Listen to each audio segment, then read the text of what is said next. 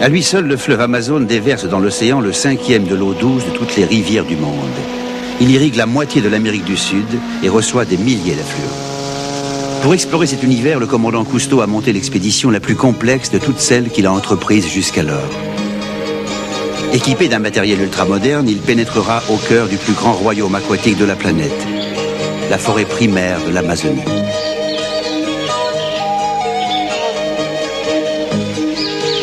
Le fleuve a attiré conquistadors et hors-la-loi, fascinés par la légende de l'Eldorado. En s'aventurant dans la jungle qui a vaincu ses explorateurs, l'équipe Cousteau découvrira le vrai trésor de l'Amazone, la vie dans son éblouissante variété.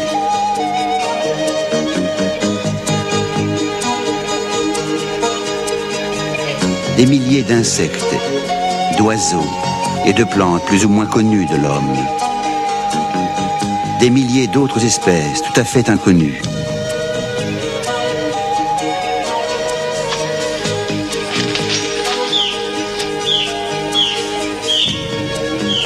L'Amazone n'a pas besoin de légende. Elle est une légende bien vivante.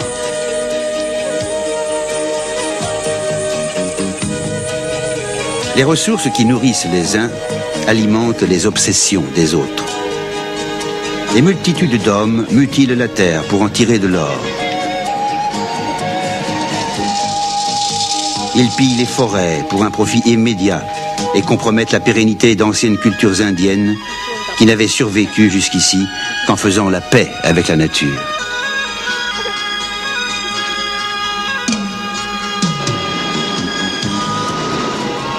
Pourtant, la vie prolifère encore dans ce fleuve et la forêt qui l'entoure. Les espèces végétales et animales y subsistent depuis des milliers de siècles grâce à l'eau, à la chaleur et à leurs étonnantes facultés d'adaptation. Toutes ces créatures dépendent étroitement les unes des autres. Elles ont fini par tisser une structure vivante dont la trame est si complexe qu'elle échappe à l'entendement humain.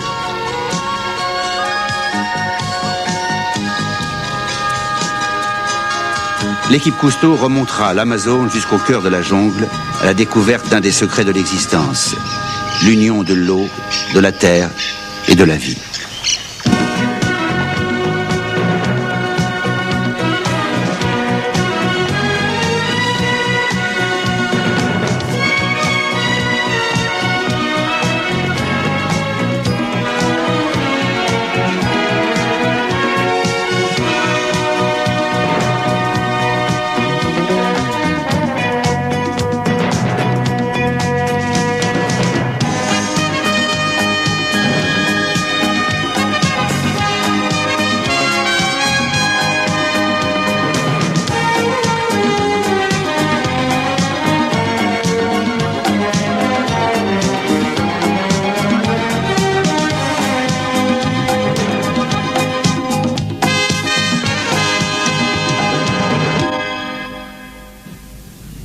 Chaque année, le 28 mars à l'aube, le Soleil et la Lune sont alignés avec la Terre. Ils produisent alors les plus grandes marées. L'attraction qu'ils exercent sur les masses océaniques provoque dans l'Atlantique une gigantesque onde de marée qui déferle sur les côtes et remonte jusque dans le fleuve.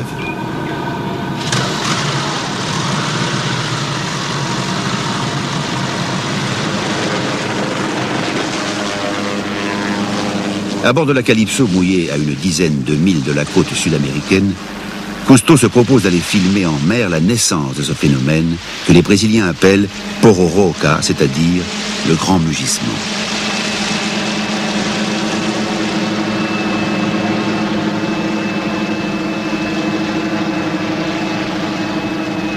Quand une onde de marée particulièrement forte rencontre une zone de haut fond, elle donne naissance à une vague énorme, un mascaret, qui remonte le fleuve à contre-courant. Les vagues créent des figures géométriques quand elles rebondissent sur la côte et croisent leur propre ressac. Jusqu'à présent, personne ne savait que le pororoca prenait naissance si loin au large. C'est à plusieurs kilomètres des côtes que le mascaret se forme, là où l'Amazone déverse 5 milliards de tonnes de limon par an, créant ainsi une succession de hauts fonds.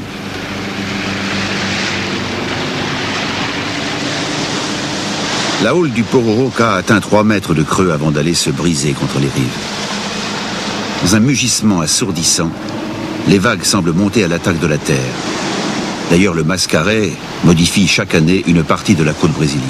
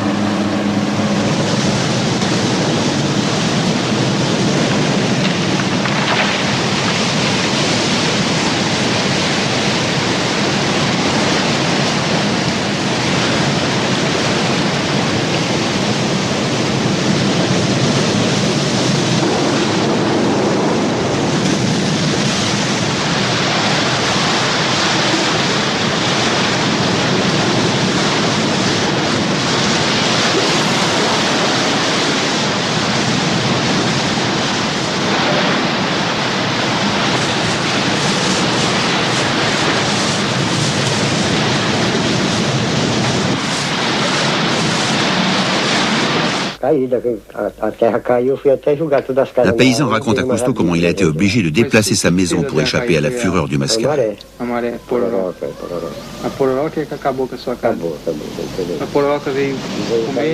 Le Pororoca, dit-il, a dévoré sa terre comme une bête.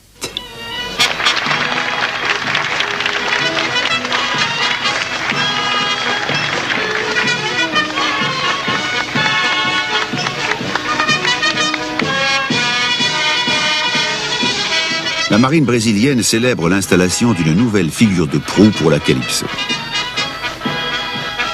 Des journalistes et des personnalités brésiliennes viennent souhaiter un bon voyage à toute l'équipe.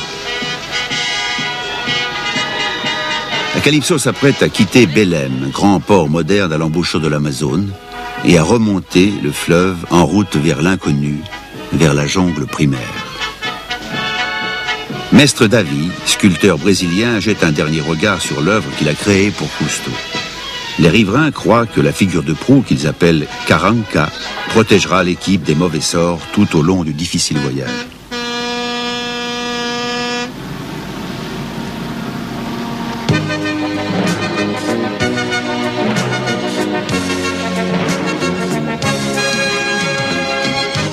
Devant l'équipe, un monde immense, un impressionnant travail d'exploration. Les hommes de la Calypso navigueront sur le fleuve le plus long du monde, dont le débit dépasse celui des 8 autres plus grands fleuves de la planète réunis. Sa largeur peut dépasser parfois 100 km. Par endroits, sa profondeur égale celle atteinte en mer par les plongeurs autonomes. Le projet est ambitieux. Cousteau ne se contentera pas de naviguer sur le fleuve. Il l'évaluera. Il étudiera l'eau et les animaux, utilisant souvent l'hélicoptère pour mieux comprendre les relations entre le liquide et la vie dans cette interminable forêt d'eau.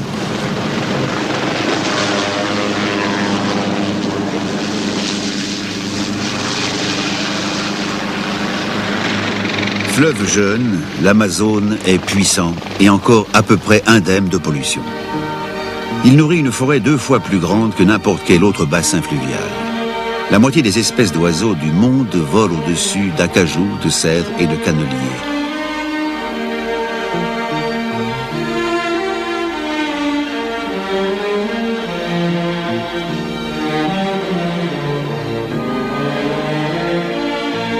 Un millier d'affluents s'enchevêtrent dans la jungle.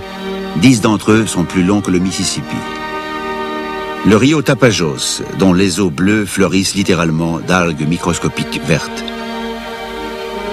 Le rio Negro, dont les puissants courants creusent des sillons dans les sables du fond. Les ondulations du sédiment sont clairement visibles malgré la couleur de l'eau, brunie par les substances en décomposition provenant de la forêt.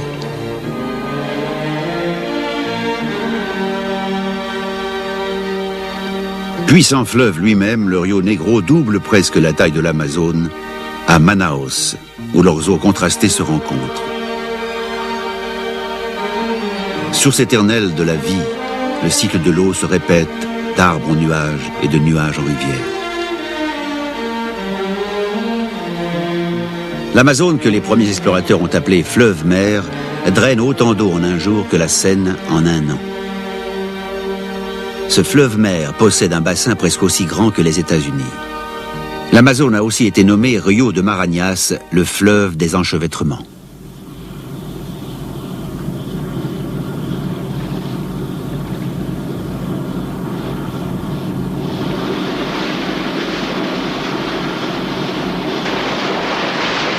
Deux hommes sont de quart en permanence à la passerelle. À chaque île flottante faite de plantes, à chaque arbre dérivant au courant, le capitaine Camille Font doit immédiatement changer de cap. Dans la salle des machines, Jean-Marie France reste prêt à débrayer les hélices.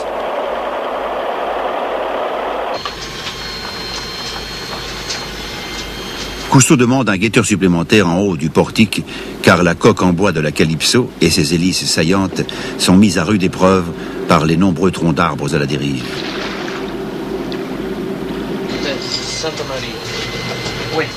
Un tronc d'arbre vient d'être détecté droit devant. Des ordres sont donnés et exécutés. Le tronc passe à quelques centimètres de la coque et déjà sur la passerelle, on se préoccupe des prochains obstacles.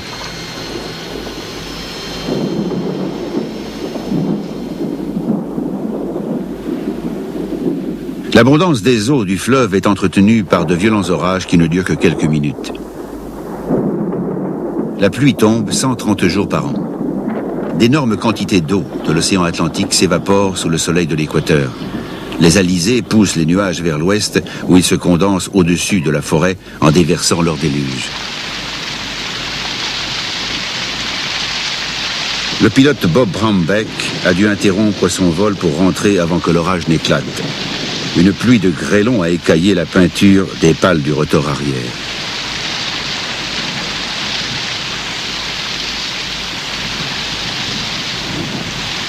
Les tempêtes déversent ici des pluies bien plus abondantes que ne font les orages dans les régions tempérées. Sous des trombes d'eau, les prélèvements se poursuivent. La vie continue.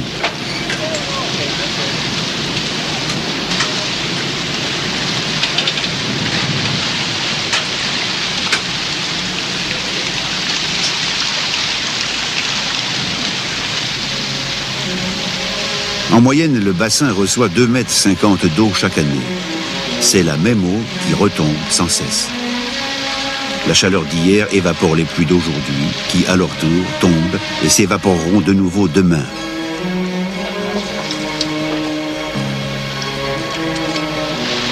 Ici, la pluie est un fleuve Amazone vertical.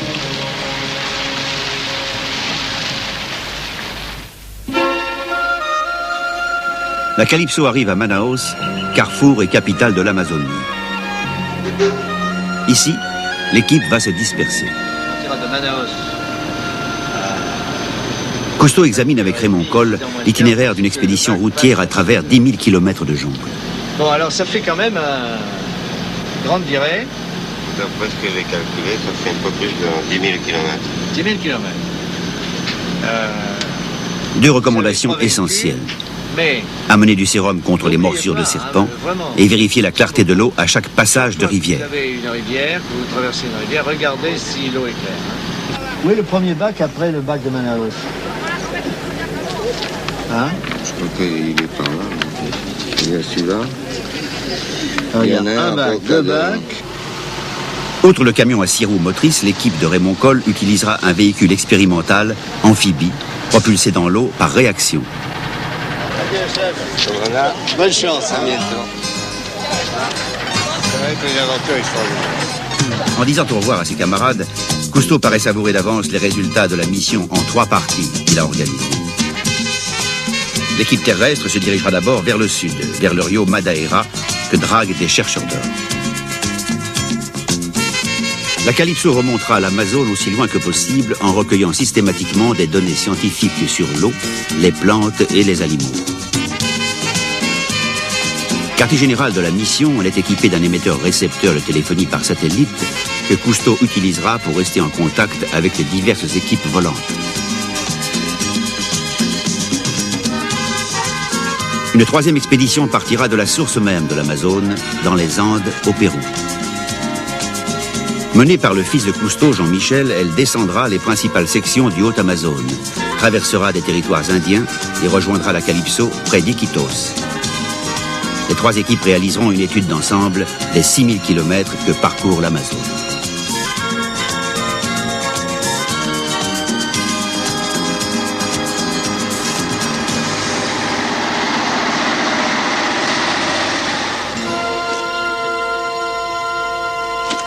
Pour atteindre les sources du fleuve, il faut affronter les Andes péruviennes.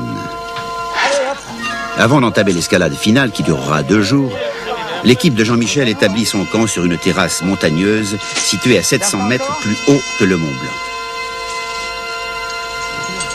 Le matin, leurs tentes seront aussi dures que de la glace. Dans les cavernes rocheuses où les Incas croyaient que leurs ancêtres étaient apparus, l'air est à des températures polaires.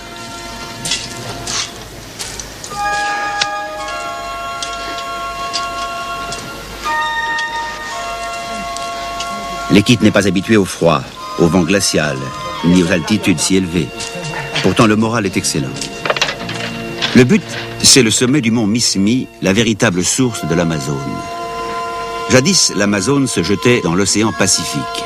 Puis, l'Amérique du Sud, en dérivant vers l'ouest, a heurté la plaque du Pacifique oriental et la collision a donné naissance aux Andes. L'Amazone est devenue un immense lac. L'érosion de la côte est a finalement libéré cette mer intérieure qui se déverse désormais dans l'océan Atlantique. Les Andes continuent de travailler et de se déformer. Sous le poids des hommes, de gros blocs de pierre se détachent et rendent le chemin dangereux. Jean-Michel, coiffé d'un chapeau traditionnel qui lui a été donné par un berger péruvien, sait que l'ascension sera une torture pour son équipe, plus habituée au roulis et au tangage qu'à l'escalade. Nos sacs à dos de 10 kilos nous écrasent. Toutes les 10 minutes, épuisés, nous faisons une halte de 5 minutes. Nous transpirons, nous haletons, avides d'un air pauvre en oxygène. Après avoir campé à la limite de la neige, l'équipe entame son 2e jour à plus de 1600 mètres au-dessus de l'altitude considérée comme présentant un risque pour la santé de l'homme.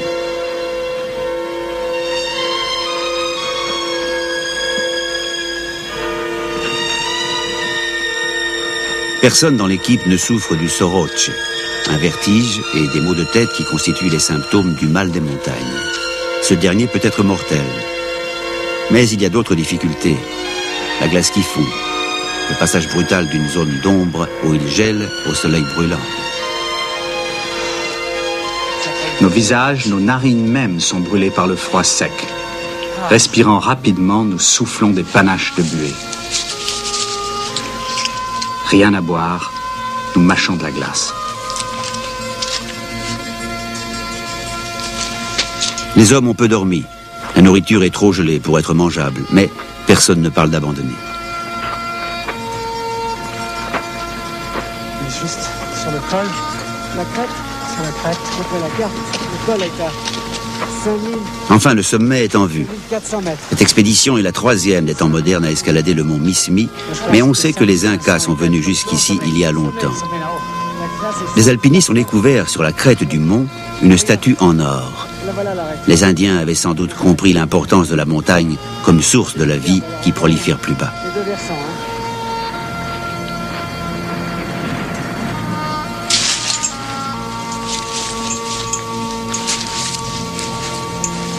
Les hommes attachent leurs crampons.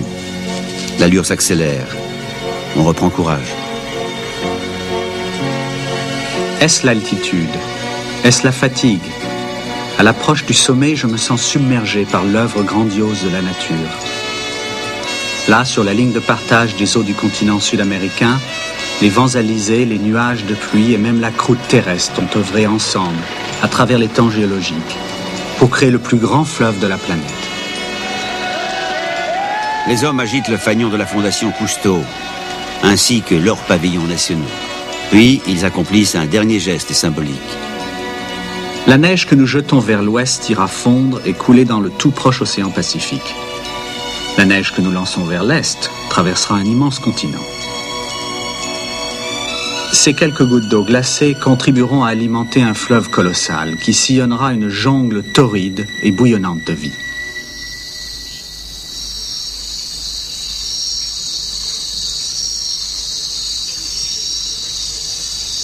À des milliers de kilomètres de là, au cœur de l'Amazonie, la forêt a absorbé tout le liquide dont elle a besoin. Puis cette eau s'évapore des feuilles et retourne au ciel en brume légère qui monte au lever du jour. En juin, la saison des pluies a pris fin et l'Amazone a débordé. Ses reflets d'argent se répandent sur une surface aussi grande que la France et l'Espagne réunies. La forêt est engloutie en eau profonde.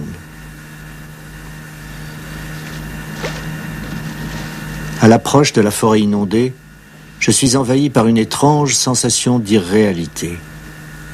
Même les récits amazoniens les plus renommés décrivent-ils bien ce royaume, où les saisons sont marquées non par la chute des feuilles mais par la montée et la baisse des eaux, où les animaux terrestres ont appris à nager et où les poissons perchent dans les arbres, où la réalité n'est jamais loin du rêve.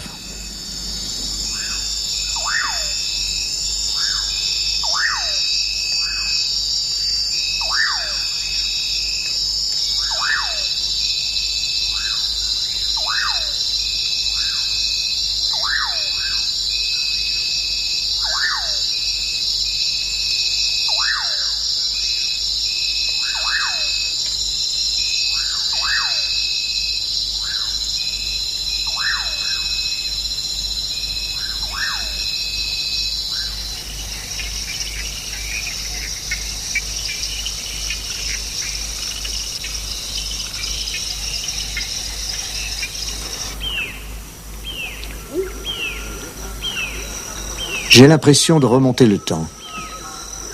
Je me sens étrangement déplacé ici, dans un zodiaque, avec ma montre bracelet, dans ce monde préhistorique. La forêt amazonienne est à l'échelle géologique une création récente. La terre, la chaleur et l'eau ont enfanté ici un univers vivant plus riche que la mer, mais plus compliqué et plus fragile qu'elle. Il fut un temps où notre planète entière regorgeait d'autant de vie que ce domaine encore intact.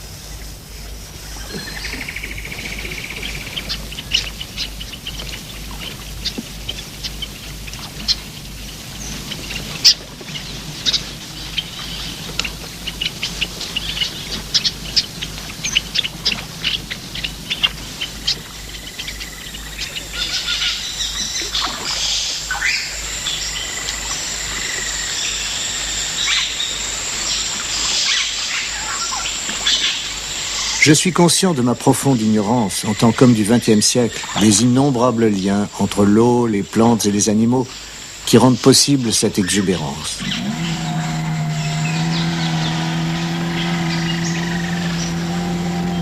La forêt et le fleuve s'unissent en un mariage de raison, chacun donnant de sa substance pour maintenir la vie au-dessus et au-dessous du déluge saisonnier.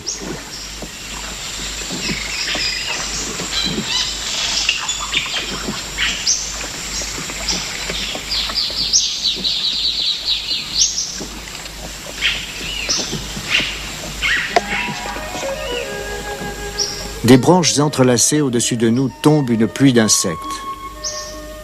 Les poissons s'en nourrissent. Les animaux terrestres qui mangent ces poissons iront à leur tour fertiliser la forêt.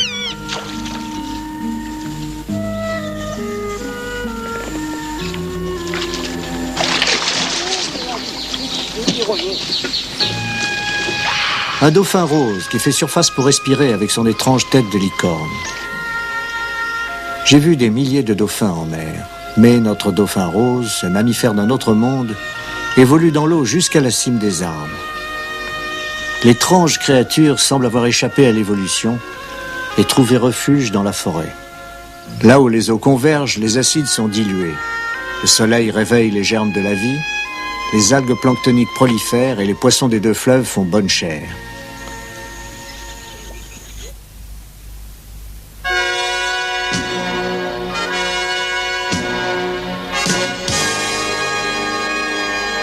Messager des dieux péruviens, le Condor survole des sommets de plus de 3000 mètres d'altitude. Le Rio Apurimac, source principale de l'Amazone, dégringole de ses hauteurs. Il a creusé un canyon aux rapides si turbulents qu'aucun navigateur n'en est jamais sorti vivant.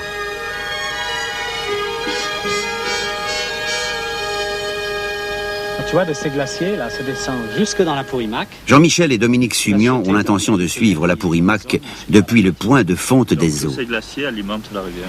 Les eaux qui donneront naissance au fleuve boueux qu'est l'Amazone sont ici pures comme le cristal. Le scientifique de l'équipe, Richard Murphy, découvre qu'elle regorge de vie microscopique.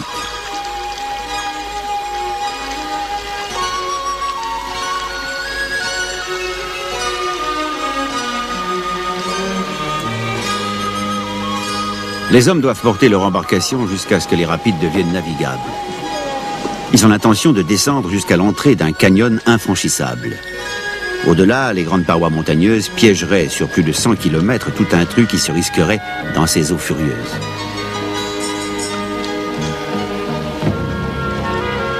L'équipe de Jean-Michel en devine les périls. Les chutes de pierre peuvent bloquer le parcours, et les rapides y sont parfois de véritables cascades.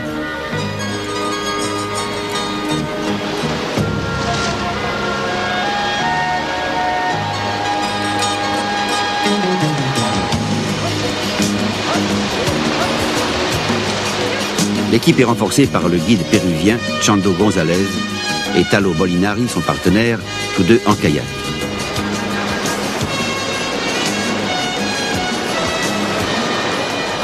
Chando est la première victime des tourbillons. Bientôt, Talo est lui aussi vaincu par la violence des rapides. Les courants s'emparent de son kayak, puis de Talo lui-même, et les entraînent sous l'eau.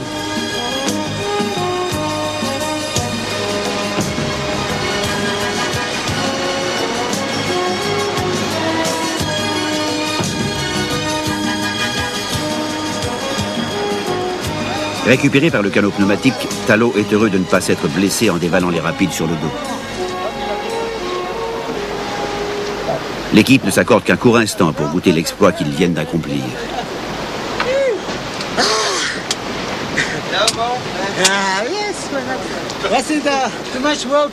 Plus bas coulent des rapides encore plus durs, classés dangereux au niveau international. Chando et Jean-Michel partent en reconnaissance.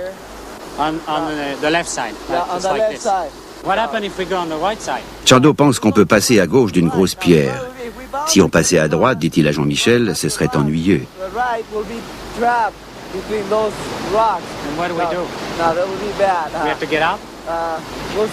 On verra bien.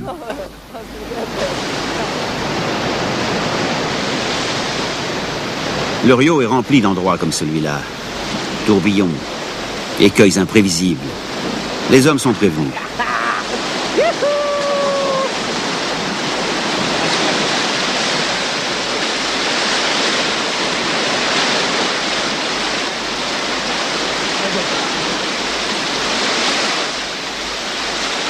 Les premiers chocs projettent Dominique par-dessus bord.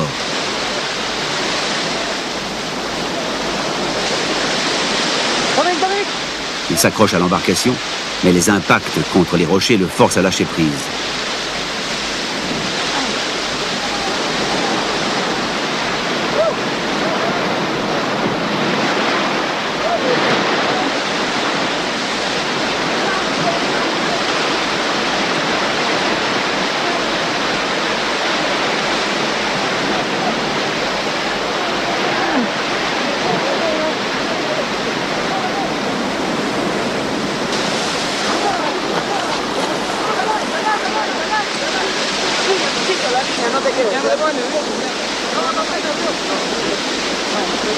Ça va, Dominique? Dominique est sain et sauf, mais 30 secondes sous l'eau lui ont paru une éternité. Sur le coup, j'ai pas eu tellement peur, mais après 2 fois, j'ai voulu respirer, je suis rentré sous le radeau, j'avais pas respirer. Et j'ai été entraîné un peu la tête tournée, je savais pas où j'allais sortir. Surtout en altitude, j'avais pas besoin de faire. Les hommes ont atteint leur destination. Plus loin se trouve le canyon mortel. So these are the famous hot streams, hein? Tout près de là, une source thermale jaillit du cœur volcanique de la montagne. Pour se remettre de la fatigue et des émotions, Jean-Michel et ses compagnons plongent avec délice dans la chaleur des eaux.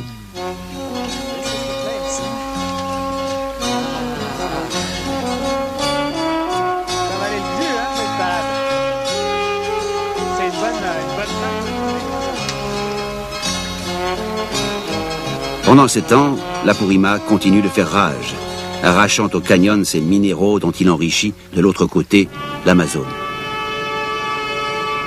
Chargé de ce butin minéral, l'Amazone retient ses richesses lorsqu'il rencontre le Rio Negro. Le plus grand fleuve et son plus grand affluent convergent mais ne se mélangent pas. Cousteau s'entretient de ce phénomène avec Phil Destin.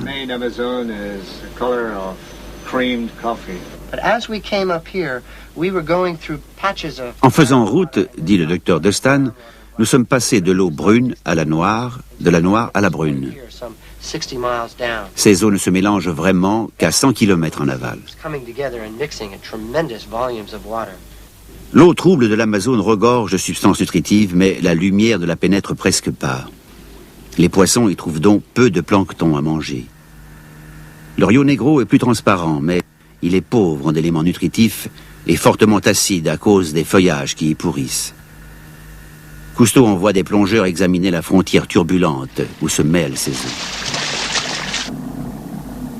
Là où les eaux convergent, les acides sont dilués. Le soleil réveille les germes de la vie, les algues planctoniques prolifèrent et les poissons des deux fleuves font bonne chère.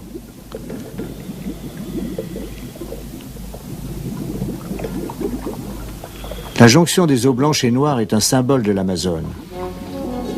La nature combine des éléments divers et la vie explose.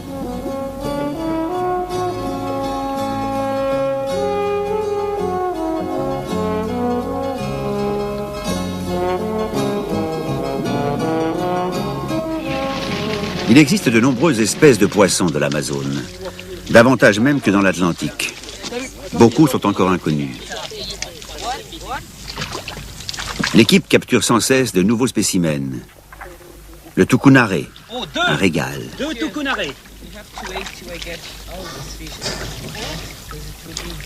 L'arowana, dont les mâchoires, mais aussi le palais, la langue et le pharynx sont garnis de dents.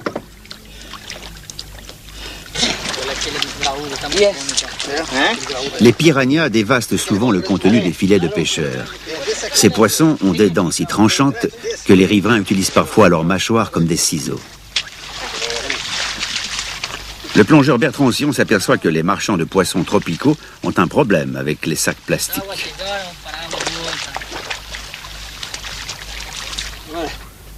Le professeur René-Guy Busnel, bioacousticien, rejoint l'expédition.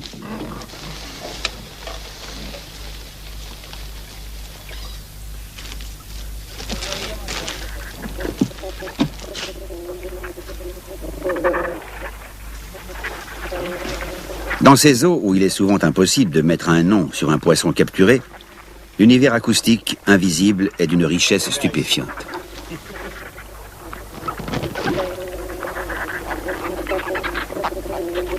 Yves Zlotnica, l'ingénieur du son de la Calypso, enregistre lui aussi les émissions sonores des poissons. Leur grognement, comparable au son du basson, semble à peu près identique dans l'eau et hors de l'eau.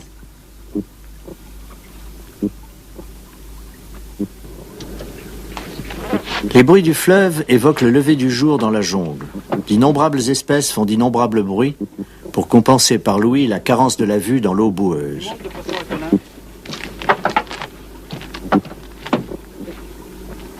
Ces grognements anonymes ne satisfont pas notre curiosité. Ils l'attisent.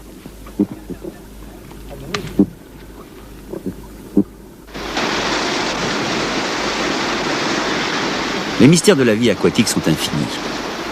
Ils peuvent passer par une sorte d'apogée. Nous savons peu de choses sur les migrations des poissons de l'Amazone, mais il est indéniable qu'elles sont spectaculaires.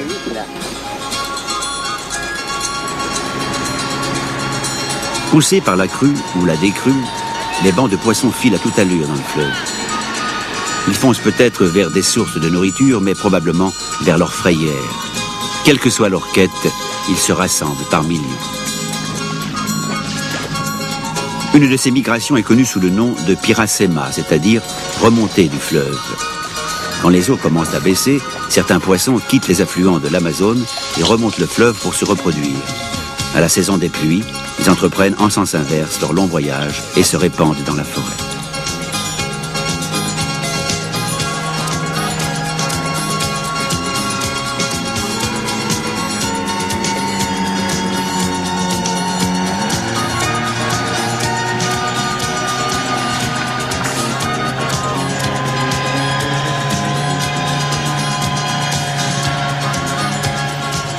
Si les poissons bondissent hors de l'eau, c'est souvent le signe que leurs prédateurs ne sont pas loin. Ils n'échappent aux mâchoires d'un carnivore que pour tomber dans les filets d'un autre. Le manque de protéines n'existe pas, même chez les riverains les plus pauvres. Chaque espèce en nourrit une autre.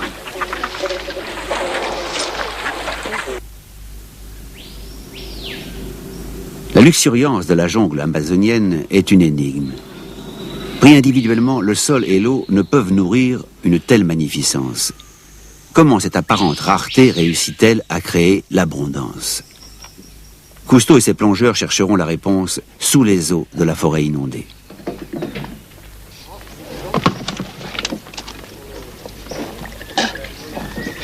Nous avons navigué sur un fleuve dont les eaux troubles, privées de lumière, sont pauvres en nourriture végétale.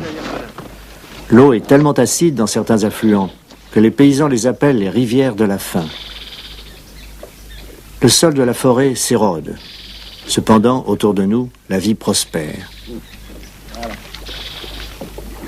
La crue du fleuve donne la réponse à cette énigme. Au sein de l'eau, tous les éléments de l'Amazone se retrouvent. Les animaux, les poissons, le feuillage des arbres et même la poussière des Andes s'associent pour créer la luxuriance.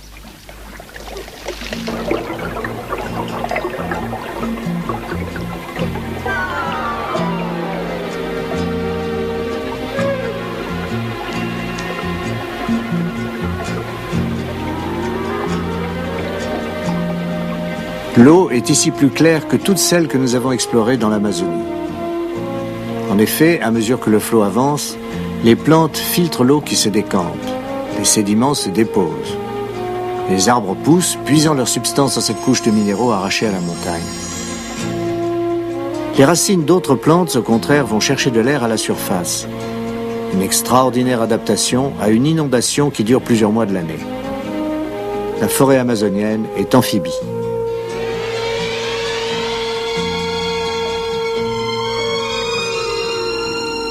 Le monde inondé semble ne pas avoir de fond.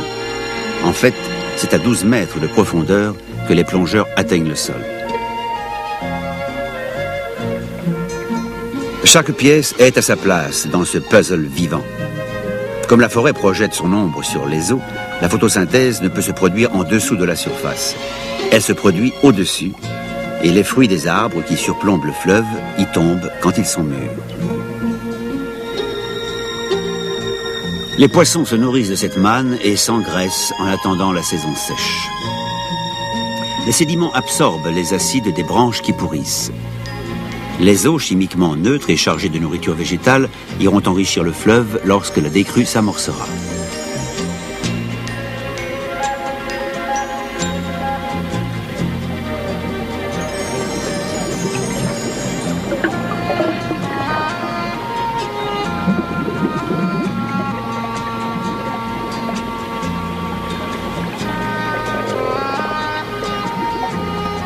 Le fleuve nourrit la forêt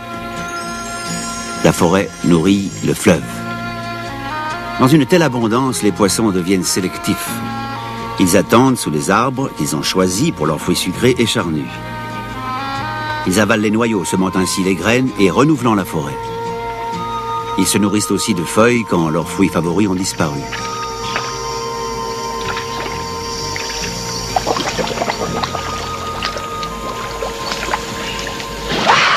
Révélé par son souffle. Un dauphin rose, encore jamais filmé sous l'eau à l'état sauvage.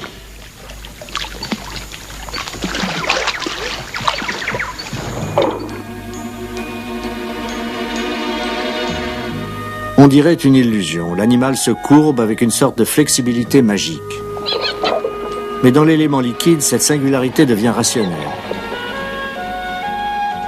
Glissant sans effort parmi les arbres, le dauphin rose confirme les mots d'un naturaliste qui disait qu'en Amazonie, il n'existe rien de mort ni de vivant qui ne témoigne de l'unité de l'eau et de la forêt.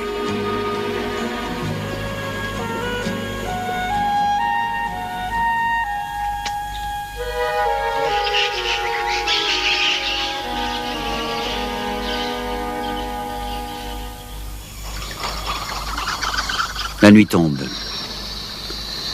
Les poissons se réfugient dans la forêt inondée pour échapper aux prédateurs nocturnes.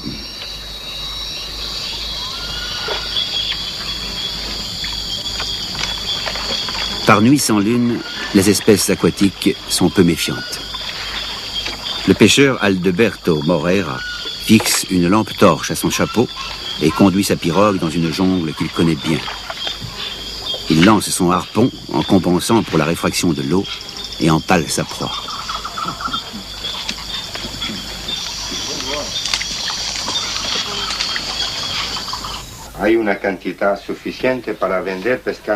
Aldeberto discute avec Raymond Coll.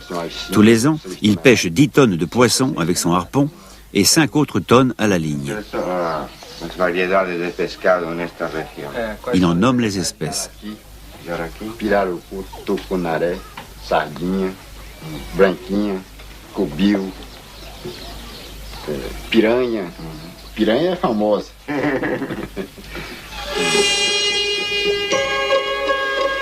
Le fameux piranha a 28 dents et ses mâchoires musclées sont aussi efficaces qu'un couperet.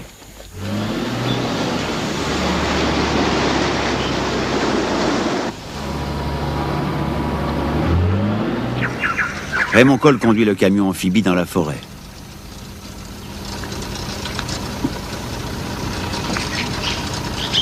Les hommes de la Calypso plongeront 2 jours là où Aldeberto attrape les piranhas la nuit. Si les excès de la nature en Amazonie ont toujours fasciné les hommes, ils ont aussi donné lieu à bien des légendes et des exagérations. Les hommes de la Calypso ont l'intention de dissocier le réel de l'imaginaire dans tout ce qui est raconté sur ce fameux piranha.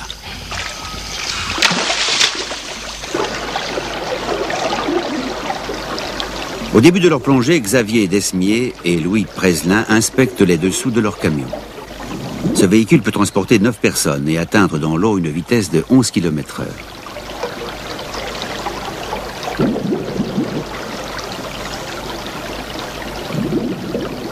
Les 2 plongeurs sont prêts à traquer leur célèbre gibier.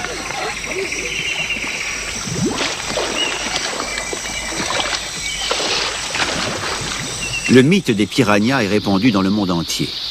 Des textes, par ailleurs sérieux, parlent de piranhas qui auraient attaqué un homme et laissé ses vêtements intacts sur son squelette, ou d'une armée entière dévorée alors qu'elle passait un gué. Mais les faits vérifiés sont peu nombreux. Sur une vingtaine d'espèces de piranhas connues, 5 seulement mangent de la viande. Il semble que les piranhas deviennent spécialement agressifs lorsque les eaux baissent et que la nourriture devient rare.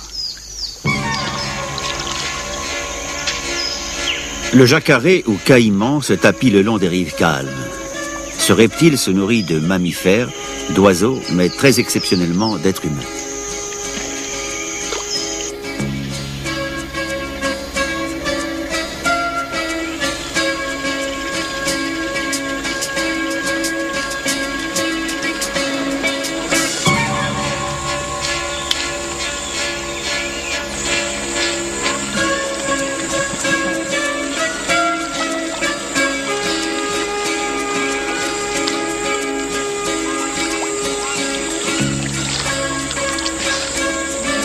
Après l'anaconda, c'est le boa qui est le plus grand serpent d'Amérique.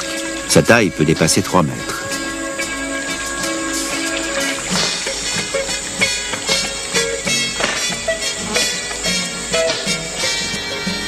Ces serpents constricteurs s'enroulent autour de leur proie, puis la serrent jusqu'à la faire suffoquer. Ils peuvent représenter un danger pour l'homme lorsqu'ils atteignent une longueur très importante. Ils saisissent alors une occasion pour jeter leurs anneaux autour des bras et du cou du malheureux qui les approche.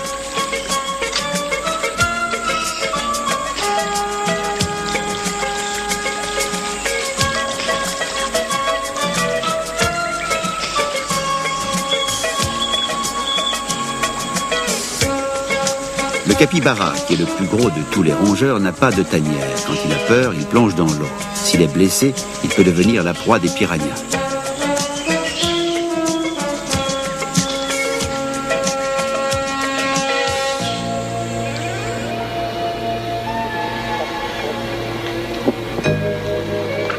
Le piranha, la créature que les premiers naturalistes ont nommée le fléau de l'Amazone et que les fermiers accusent de ravager leur bétail. Il s'empare d'un morceau de jambon avec une extrême voracité.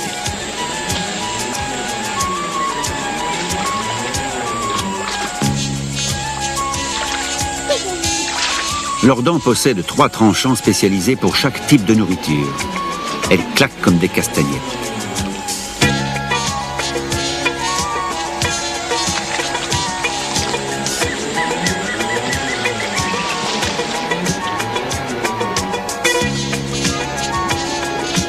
Leur mâchoire découpe des morceaux de chair gros comme des olives. Lorsque l'un de ces poissons carnivores mord un oiseau ou un rongeur, des centaines d'autres piranhas arrivent attirés par le sang et une véritable mêlée commence.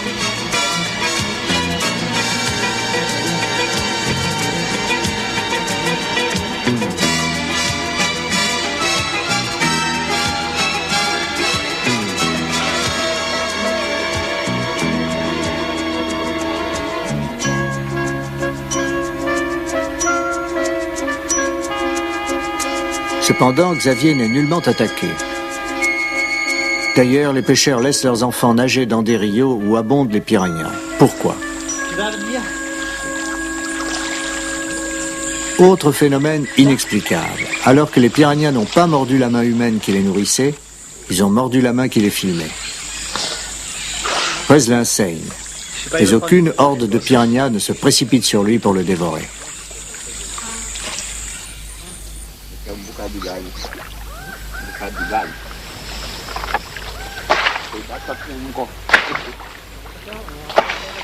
Pour pêcher des piranhas, Aldeberto tapote la surface de l'eau.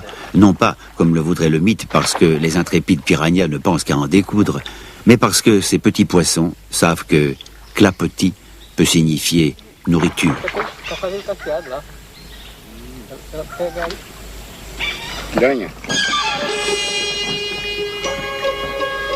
Fléau de la jungle, le piranha symbolise assez bien l'Amazone.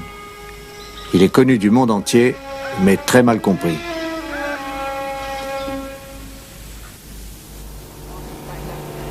À bord de la Calypso, une équipe internationale de scientifiques travaille nuit et jour pour nous permettre d'entrevoir la saga aquatique de l'Amazonie. Des échantillons d'eau et de sédiments remontés à la surface depuis le lit de la rivière nous racontent l'histoire des Andes péruviennes, du Mato Grosso au Venezuela, en passant par l'Équateur et la Colombie. Innombrables petits maillons dans la chaîne alimentaire, des algues minuscules fleurissent en un pâturage liquide perpétuellement en mouvement, où broute un bétail lilliputien. Crustacés microscopiques, vers ou larves du plancton d'eau douce. La cassette est mise en place de la manière suivante. Nos microscopes, nos sondes sophistiquées, nos ordinateurs, nos appareils d'enregistrement nous traduisent l'histoire fabuleuse de l'Amazonie. You know what fascinates me is what you said the other day. In a way, d'une certaine manière, on peut considérer la forêt amazonienne comme un récif de corail émergé. As an upside-down coral reef. Oh yeah. And I think that's a great idea. And actually, the richness of the water. La richesse d'un récif de corail est sous l'eau. Ici, elle est au-dessus de la surface. Comme dans les grands récifs de corail des mers chaudes, la vie en Amazonie s'entretient et s'enrichit elle-même. Les espèces exotiques se multiplient par effet réciproque. Oiseaux, insectes, fleurs et arbres, tout comme les créatures bigarrées des récifs de corail, partagent les ressources, revendiquent des territoires, respectent des hiérarchies, entretiennent des rivalités, nouent des alliances. Le récif de corail et la forêt inondée sont comme deux grandes scènes de théâtre. Les costumes changent, mais on y joue le même interminable opéra.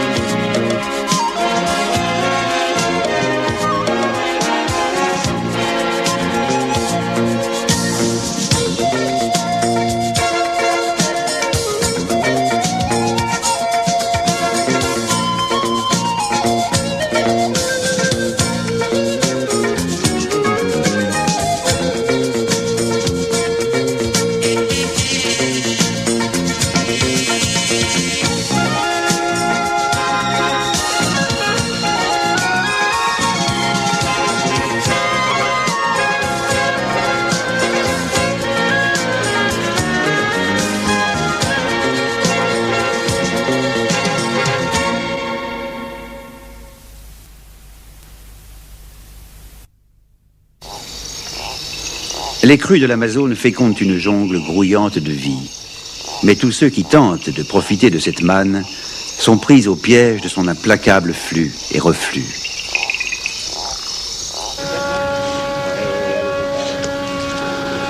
La navigation est facile en période de hautes eaux. Les hommes appuyés au bastingage de la Calypso contemplent dans toute sa majesté l'Amazonia, un grand cargo de la Valdez Line qui remonte fièrement le fleuve.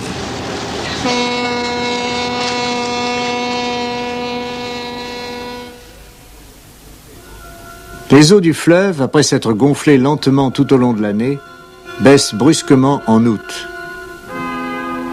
L'Amazonia, qui flottait quelques semaines auparavant, navigue à présent sur une prairie. Pour certains, la baisse des eaux est synonyme d'abondance, des sols fertiles, un fleuve fécondé par les matières végétales de la forêt. Mais ailleurs, la vie pâtit de ce changement. Les oiseaux édifient leur nid sur des coques échouées. Les hordes de poissons s'échouent et meurent. Ceux qui parviennent à survivre doivent s'adapter à une situation que les caprices de la nature rendent éminemment précaire. Suivant les pluies, le fleuve peut baisser de 6 mètres seulement, mais d'autres années de 15 mètres.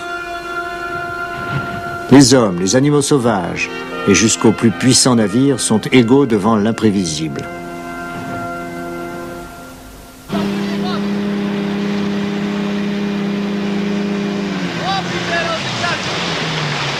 La saison sèche est celle de la disette pour les espèces aquatiques maintenant bannies de la forêt. Mais pour l'homme, c'est l'Amex Can, comme disent les Indiens, c'est-à-dire le meilleur moment. C'est alors que les colons s'aventurent dans la vase pour capturer du gibier, pour poser leurs filets dans des flaques d'eau qui rétrécissent et où les poissons captifs sont concentrés.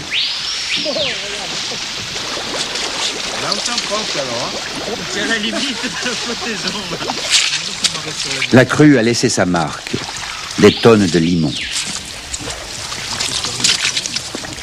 Cousteau envoie ses hommes reconnaître à pied sec une jungle qu'ils ont déjà explorée en scaphandre. La flore et la faune s'adaptent aux mutations incessantes de l'environnement. Les graines germent en toute hâte. Certains poissons hibernent dans la vase en attendant de pouvoir nager à nouveau entre les arbres, comme l'ont fait les plongeurs de la Calypso il y a quelque temps.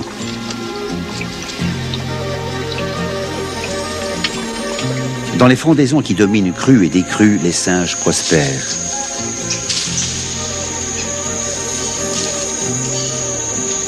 Les pulsations de la vie s'accordent aux pulsations du fleuve.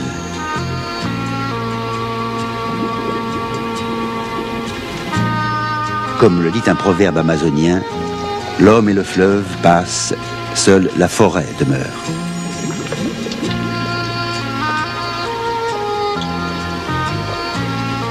Les colons prétendent que cet univers fantasmagorique est hanté. Les monstres y dérobent jusqu'à l'ombre des chasseurs. Les dauphins y jettent des sorts à ceux qui leur veulent du mal. Mais la complexité de la vie amazonienne se prête à d'autres explications.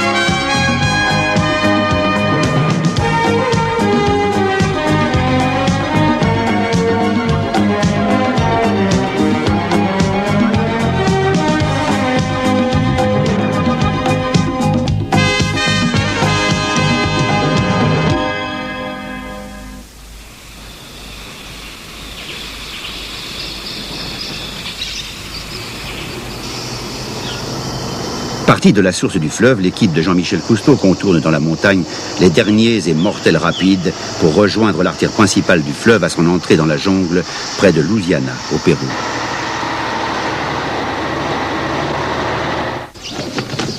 L'expédition est dotée d'un radeau gonflable de 11 mètres. Il faut à l'équipe 2 semaines pour se préparer à affronter le fleuve, pour rassembler les provisions nécessaires et surtout faire le plein d'air.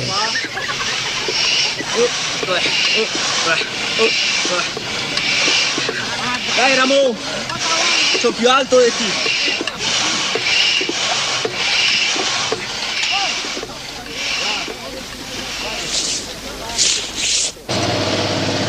Le radeau les emportera dans le dédale des voies d'eau annexes qui conduisent à l'Amazone proprement dite.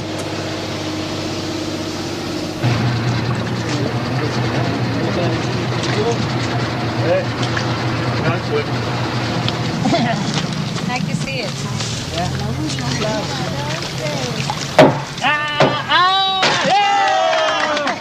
Baptisé par l'épouse d'un propriétaire terrien local, le radeau est surnommé Pirarucu, du nom du poisson géant de l'Amazonie.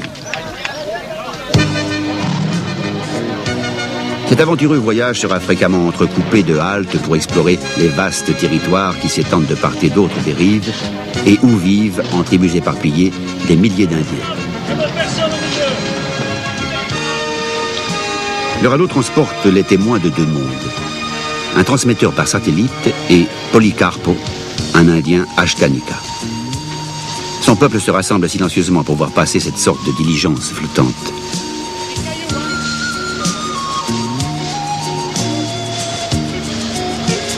Policarpo est réputé pour sa connaissance innée des courants. Il lit le fleuve. Dominique Sumian est à la barre.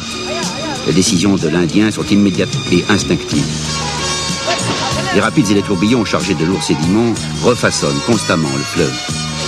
À peine dressée, toute carte est instantanément périmée.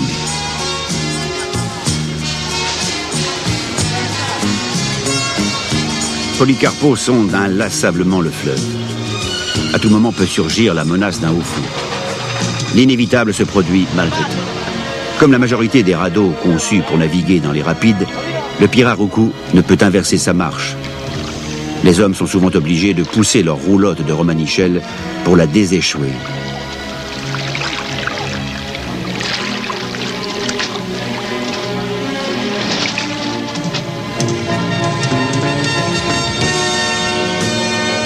Sur l'Ucayali, la vitesse des eaux diminue.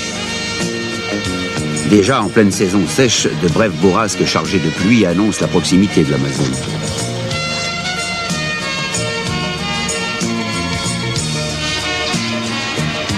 Le rythme de la vie s'apaise.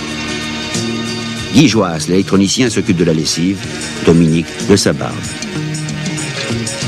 Puis c'est une douche tropicale inattendue. L'eau récoltée par la toiture soulage de la chaleur, éloigne les insectes. L'Ucayali est encore appelée rivière des moustiques.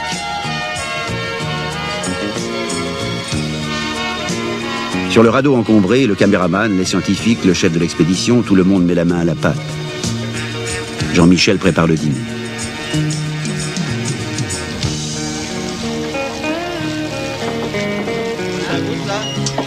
Policarpo, Pepe, la mascotte du navire et toute l'équipe mangent et boivent ensemble dans une atmosphère de franche camaraderie pendant les quelques jours de repos relatifs sans expédition dans la forêt.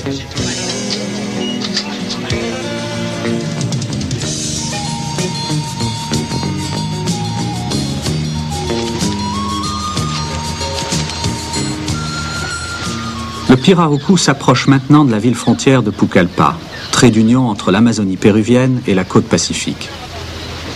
Ici convergent tous les camions de la région. Leurs marchandises sont transbordées sur des chalands qui pénétreront plus profondément dans la jungle. Ici, les arbres de la forêt sont débités en grumes. La sciure, parmi d'autres déchets de la civilisation, est rejetée à l'eau.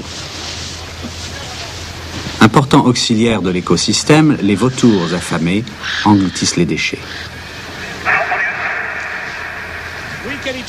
Nous sommes sur l'Ucuyali, nous venons de quitter... Jean-Michel Cousteau, qui poursuit la descente du fleuve, contacte par radio son père qui remonte l'Amazone vers le rendez-vous qu'ils se sont fixés. Bon, bien aussi, bonne chance pour votre voyage et à bientôt, j'espère.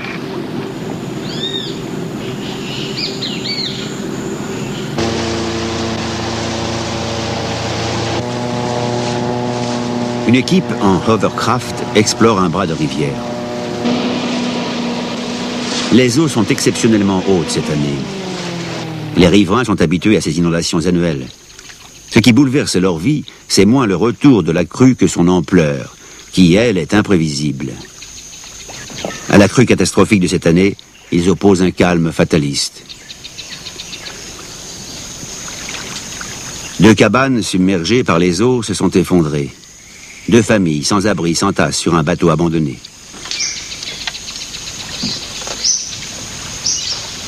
L'un des pères de famille hésite quand on lui demande combien il a d'enfants, mais il sait qu'il a perdu 15 poulets. Il s'est déjà relevé de pareils désastres. Il s'en relèvera encore. Amateurs de viande de bœuf introduite par les Européens, les colons s'acharnent à vouloir élever un bétail peu adapté à la région. À califourchon sur des pirogues, des caboclos vont donner à manger à leurs bêtes. Les crues font de nombreuses victimes parmi les animaux domestiques. L'imprévisible hauteur des crues n'autorise qu'une agriculture primitive, une existence au jour le jour. Les colons doivent s'adapter ou partir. Ceux qui s'en vont se dirigent vers des sols situés dans les hautes terres mais plus pauvres. Ceux qui restent se résignent à l'incertitude, l'instabilité, l'indigence.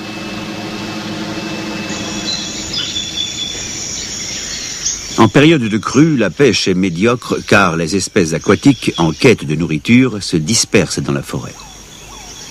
Seul l'homme, capable de piloter une pirogue parmi les troncs d'arbres et de manier à la perfection son arc ou son harpon, réussit à s'en sortir. Les flèches sont tirées à côté de la cible apparente pour tenir compte de la réfraction des rayons lumineux.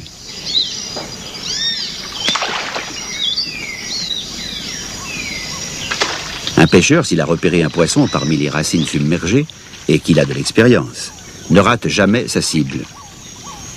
Mais l'exercice de cet art difficile n'est possible que lorsqu'il ne pleut pas et que l'œil peut apercevoir le frémissement des feuilles provoquées par le poisson en train de manger.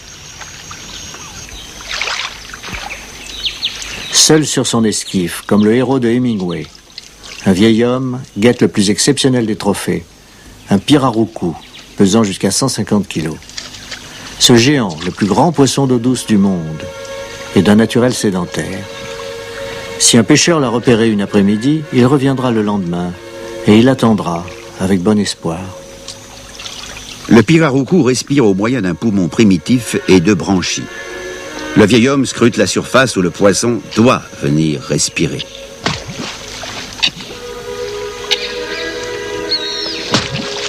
Il lance aussitôt son harpon.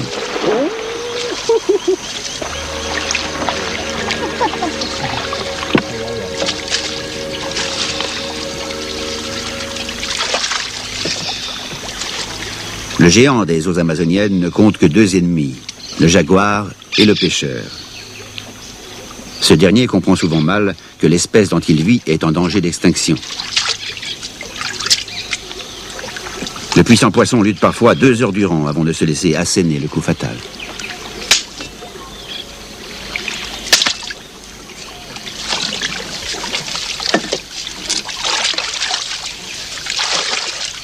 Pour les pêcheurs, vaincre un pirarucu, c'est comme tuer un lion pour le guerrier Maasai.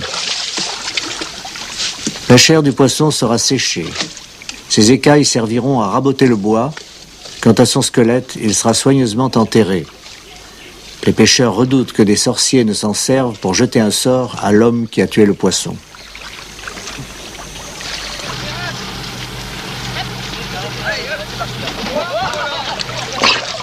Une loutre de rivière géante, un animal rare et mal connu, s'est jointe à notre expédition.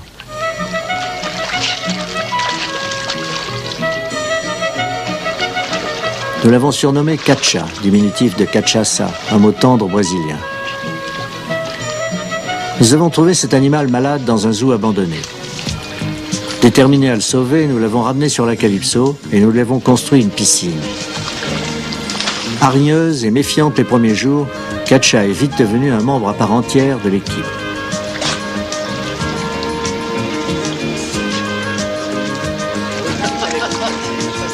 À l'état sauvage, la loutre géante d'Amazonie, la plus grande du monde, doit parcourir des distances considérables sur le fleuve pour satisfaire son appétit. Elle voyage en groupes familiaux extrêmement unis. D'un naturel enjoué, elle constitue une cible facile pour les chasseurs qui convoitent sa fourrure veloutée, aussi précieuse que celle du jaguar.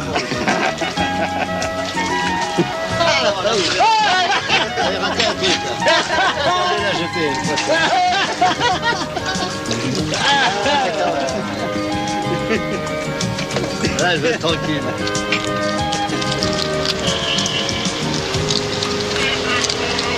Cacha tient les poissons dans ses pattes agiles comme elle tiendrait une banane. Elle grogne de satisfaction en mangeant.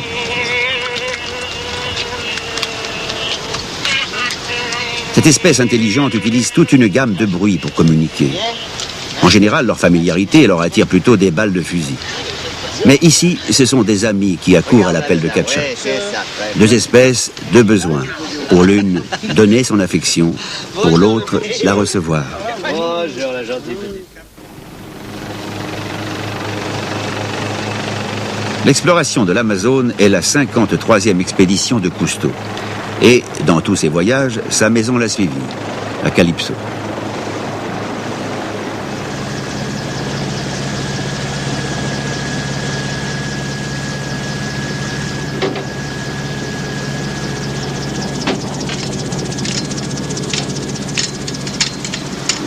Les hommes de la Calypso, sans cesse en expédition de longue durée aux quatre coins du monde, attendent toujours avec impatience le courrier. Alors, Dick Murphy. Hop. Trébose. Merci. Mounier. Colin. Scott. Là. Mounier.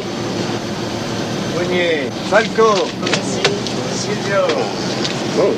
Deux. Oh. France, où est-ce qu'il est, Jean-Marie? De la machine. Ah, il est là.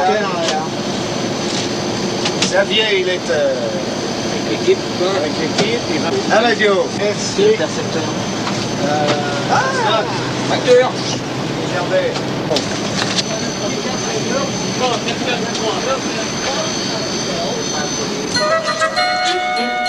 Cacha est devenue membre à part entière de l'équipe. Elle a libre accès au local radio qui abrite le matériel le plus sophistiqué du navire.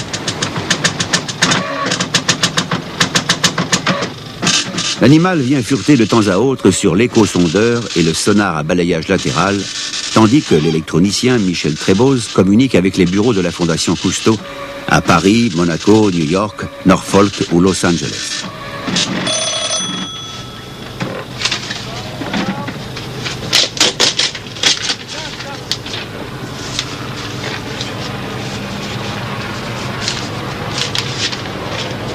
Presque chaque jour, Cousteau reçoit des messages urgents. Quand Trébose s'en va les porter à leur destinataire, Cacha trotte allègrement devant lui. C'est ainsi que Cousteau a rarement le temps de se raser sans être dérangé. Bon, là, vous avez un texte de Jean-Michel. Merci. Les affaires personnelles n'ont jamais la priorité dans une expédition qui réunit autant de scientifiques, de techniciens et de représentants officiels des gouvernements.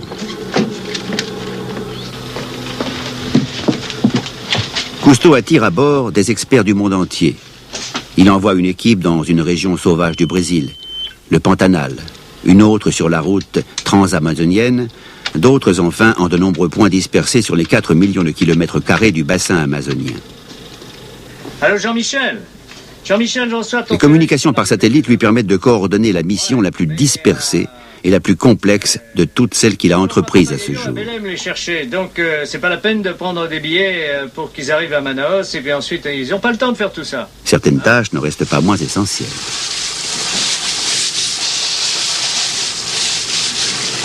Simone Cousteau, rarement filmée, fait fonction d'officier de ravitaillement, d'infirmière et au besoin de coiffeur.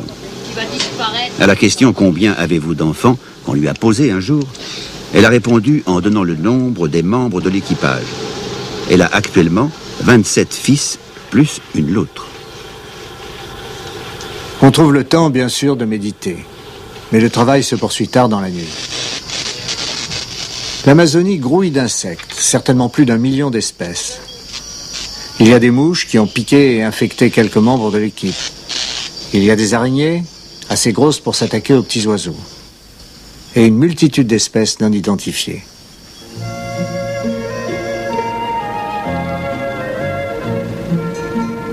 Les dauphins abondent dans ces eaux, mais ils ne jouent jamais devant notre étrave, comme le font leurs cousins de l'océan. Ces animaux insaisissables n'ont aucun prédateur à redouter. Les riverains se gardent bien de leur faire du mal. Certains croient que ce sont des fantômes aux cheveux blonds, qui vivent sous l'eau et qui se métamorphosent en dauphins roses lorsqu'ils approchent de la surface. Les dauphins gris inspirent une égale appréhension. Un soir de fête, racontent les anciens, les habitants de tout un village ont péri noyés, entraînés par de beaux jeunes gens. C'étaient des dauphins déguisés. Un tourbillon du fleuve répercute encore l'écho de leurs tambours. Cousteau rend visite à un métayer qui prétend qu'un dauphin lui est apparu sous la forme d'une jeune femme alors qu'il préparait son déjeuner.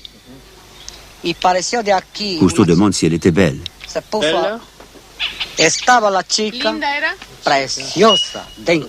Preciosa, si ravissante qu'elle l'a séduit malgré son âge. Elle était presque nue. Bien bacán la chica, las cejas, todo tallada. Vino acá a preguntarme si yo vivo aquí, sí en el día, lo digo. Y no duermen, no, le digo no. Entonces me dijo que la acompañaría. Elle lui a demandé de la suivre dans son village. Il a répondu que non, que son déjeuner allait brûler. Yo le tenía de las manos a la chica. Il a pris ses mains dans les siennes. Yo le decía, siento bastante, señorita, no acompañarla a su tambo. Y le tallaba así en su hombro. Vous courtisez encore les jeunes femmes, a-t-elle remarqué. No, me dice que yo no permito que nadie me vea. Elle a ajouté qu'elle ne se montrait jamais à personne et qu'elle était venue à lui parce qu'il était seul. Ah. Entonces yo le escuché cuando ya me dio la mano. Elle me transperçait de son regard, dit-il. Elle voulait m'ensorceler et m'emmener. Mais il craignait de laisser brûler son déjeuner. Pero si al hablar la chica conmigo, prendió sus ojos, que sus ojos no se quitaba de mis ojos. Ahí estaba hablando. Il savait que la superbe créature était en réalité un dauphin. Mais il n'en a pas moins été tenté de la suivre. No quería seguirla a ella, tenía miedo de que se lo llevara. Miedo no, sino cuidar de mi olla que estaba parada en la candela, se carbonizaba. Pero yo le miraba que no era gente. Y si no, ¿a dónde me llevaba? Me robaba, pero tan viejo que soy, ya pues me hubiera permitido robarme. Esa preciosa chica. But she will come back. Elle reviendra, dit Cousteau. Va a volver. Ojalá. Sí. Ojalá. Ojalá. He says, I hope Aunque so. viejo, todavía lo sigo yo. Esta vez si no les dejo. Si elle revient, il la suivra. Peut-être que dans ses vieux jours, son heure de chance a enfin sonné. Ask him what he thinks about the Brazilian story. Demandez-lui ce qu'il pense des jeunes chicas brésiliennes qui, lorsqu'elles se trouvent enceintes, prétendent qu'elles ont été séduites par un dauphin. Y croit-il, lui? ¿Y usted qué piensa? Porque en el Brasil hay una historia de que cuando las jóvenes se quedan encintas esperando bebé es por un bufeo. es culpa de un bufeo. ¿Usted qué cree? ¿Que es cierto o no? Sí, sí, sí. C'est vrai, répond notre homme.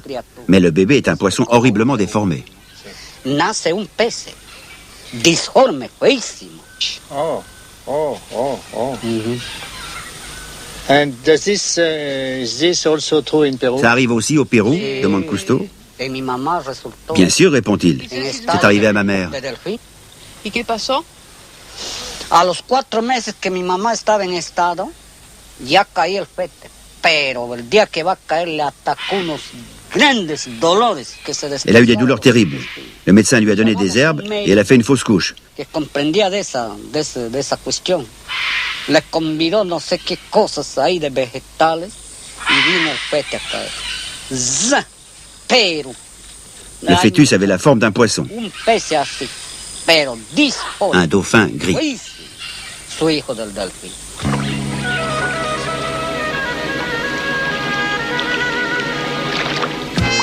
Peu connu des spécialistes, le dauphin gris de l'Amazonie, ou Sotalia, n'a jamais été étudié dans son environnement naturel.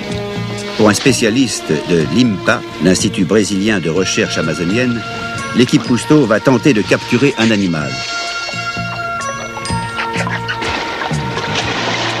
Le dauphin démontre sa vigueur au médecin du bord. Tiens un queue. Attrapez la queue.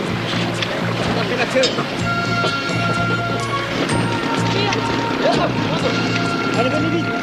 Albert Falco, l'observateur d'animaux marins le plus expérimenté de l'équipe Cousteau, supervise le transfert du dauphin dans une piscine de fortune aménagée dans la baie, à l'aide d'un enclos. L'animal, étendu sur de la mousse, est aspergé d'eau pour empêcher que sa peau sensible ne se déshydrate pendant le trajet.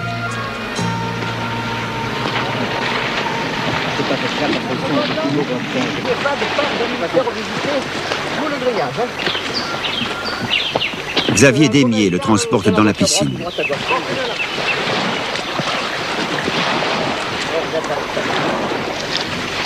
Bon, ben on va y aller, hein.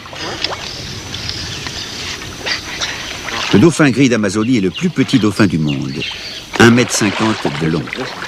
Mais il est très rapide. Il voyage en groupe et semble très dépendant de tous les autres membres de son banc. Les Brésiliens l'appellent le dauphin sacré.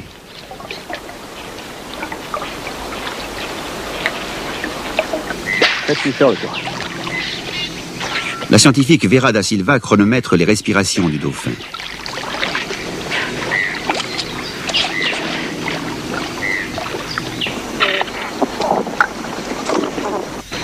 Le dauphin gris a la réputation de se déplacer toujours dans un but précis. Faites visiter le grillage. Mais à la surprise de tous, notre dauphin se met à sauter spontanément avec grâce. Xavier et Louis Preslin, le caméraman, ne peuvent réprimer quelques applaudissements. Le premier naturaliste à avoir observé ces dauphins en Amazonie a écrit qu'ils venaient faire peur aux baigneurs avec leur souffle. Rapides, mais le corps peu flexible, les dauphins gris sont incapables de zigzaguer entre les arbres de la forêt inondée. Avec leur dorsale bien développée, les dauphins gris ressemblent plus aux dauphins de l'océan que les étranges dauphins roses si célèbres dans ces eaux.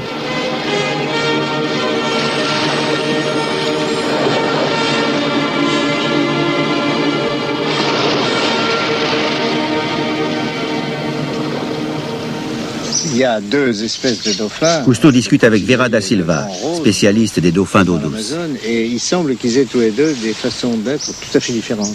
Oui, ils sont 2 familles différentes. Et le rose, c'est peut-être le plus primitif. Et le gris, il est dans la même famille des dauphins de la mer. Il y a une différence essentielle, c'est que le grand rose a l'air d'une souplesse extraordinaire. Oui, le il fait des demi-tours sur lui-même, il se plie en 2. Oui, parce qu'il a une distance des vertèbres très très grande. Vous savez, nous, la première fois que j'ai vu ça, c'était extraordinaire. Se glisser dans la forêt en zodiaque, et puis tout d'un coup, un souffle de dauphin à côté de nous. Ouais. Hein? Extraordinaire. Hein? Des dauphins dans les arbres. Alors que le petit dauphin gris ne peut pas le faire. Non. Voilà. Vous avez l'intention de le marquer, celui-là, avant qu'on le lâche? Oui, on a pensé de marquer, mais... Et puis on va le relâcher. Ayant achevé leurs observations, Cousteau et Da Silva s'apprêtent à libérer le dauphin. Les habitants des bords du fleuve parlent d'hommes devenus fous ou morts d'épuisement, victimes de l'ardeur amoureuse de dauphins transformés en femmes. Notre équipe, elle, est bien séduite par le dauphin, mais sous sa forme naturelle.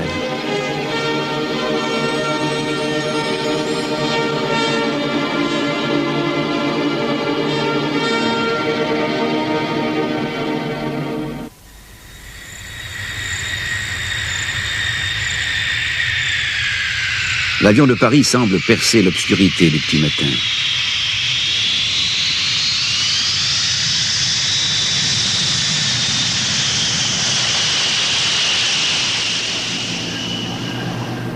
Après avoir résolu en Europe certains problèmes de l'expédition, le commandant Cousteau est de retour au Brésil. La saison est favorable à l'observation de l'extraordinaire dauphin rose de l'Amazone. Cousteau monte immédiatement dans son avion amphibie. Il va gagner sans délai Praia Grande sur le Rio Negro.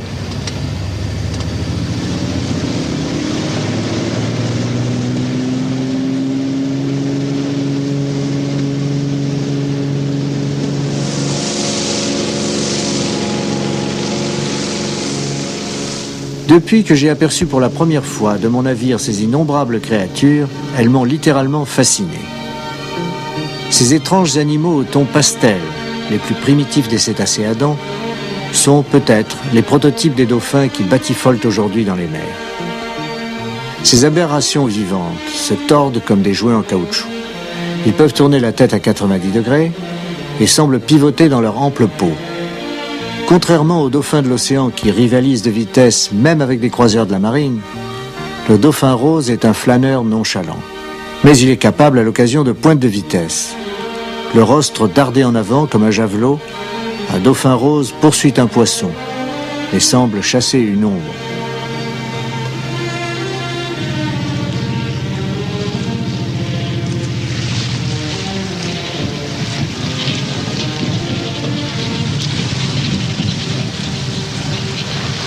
Sur le Rio Negro, chaque pêcheur s'installe dans son point de prédilection. Il n'en change jamais, l'emplacement se transmet de père en fils. Un patron pêcheur fait poser par ses hommes d'immenses filets circulaires, destinés à la capture des poissons migrateurs. Les dauphins roses, friands de ces mêmes espèces, viennent parfois s'y prendre. Lorsque l'Institut brésilien de recherche envoie ici des savants, les pêcheurs se montrent coopérants et hissent à la demande les dauphins captifs sur la plage. Vera da Silva représente l'Institut. 2 dauphins ont été capturés. On dit que ces animaux sont espiègles et pas du tout timides. On raconte qu'ils se faufilent sous les embarcations locales pour leur dérober leurs pagaies.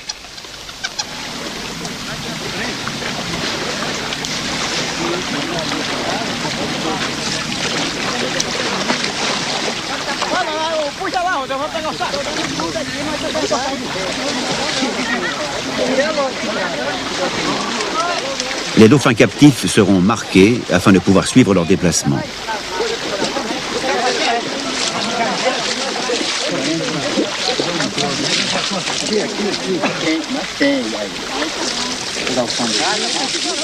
Les pêcheurs se montrent prudents. Le mauvais sort ou même la maladie guette ceux qui se rendent responsables de la mort des dauphins. Aussi, une fois le marquage achevé, les dauphins sont-ils rapidement rendus à la liberté.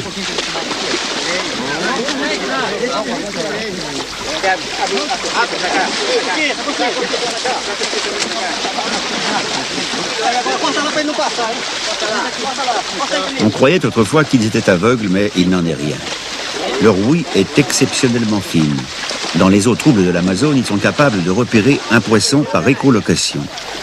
De leur bec tapissé de poils sensitifs, ils peuvent aussi palper le fond à la recherche de proies cachées.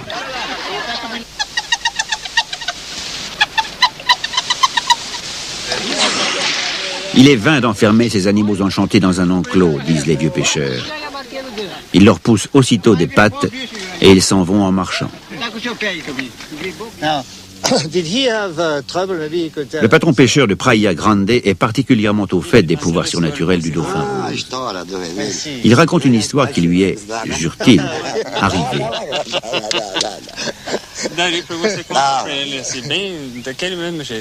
A mulher estava grávida, 5 meses assim, né?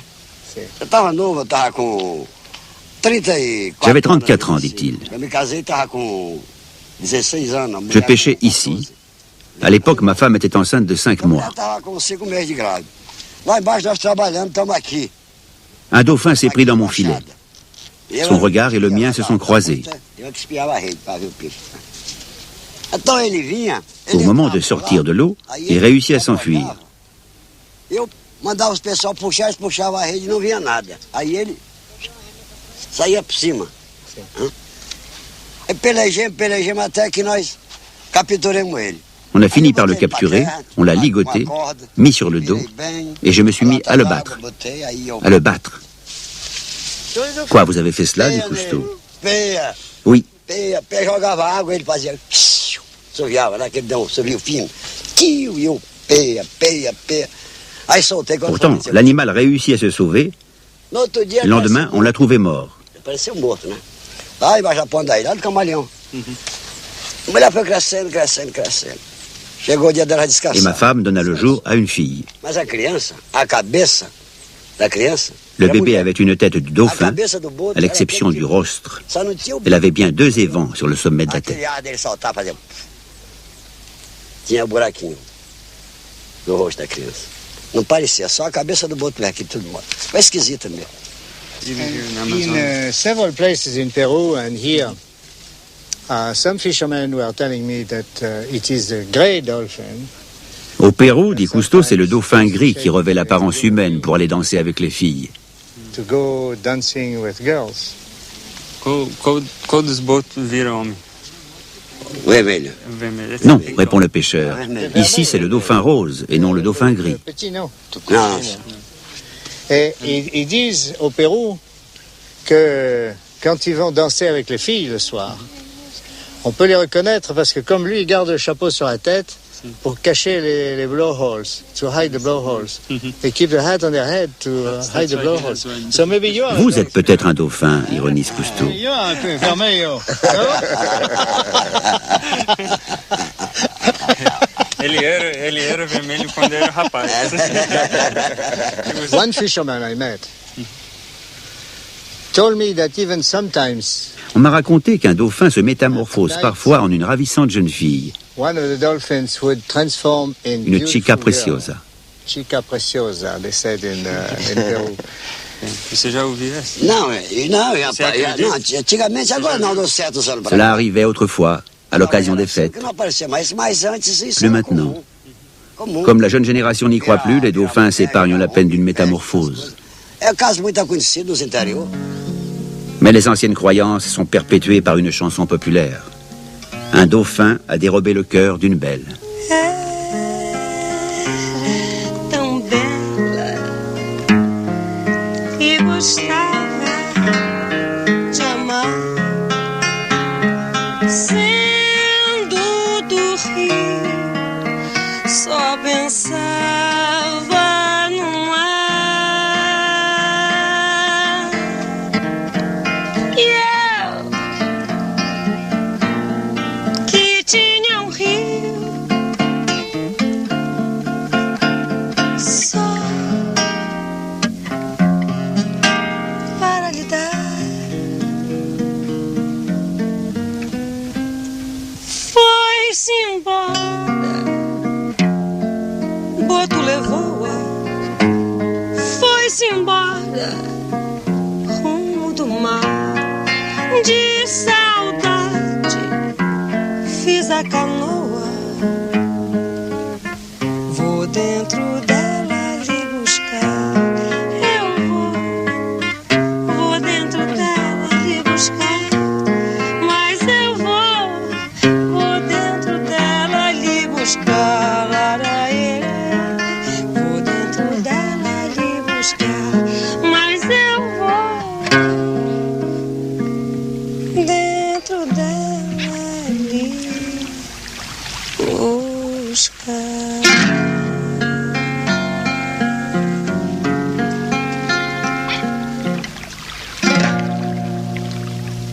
La petite bête, le petit minou Le déjeuner à bord de la Calypso est animé. La veille au soir, un jaguar a grimpé à bord le long de la chaîne d'ancre et les hommes de quart l'ont chassé à coups de balai. D'une vadrouille.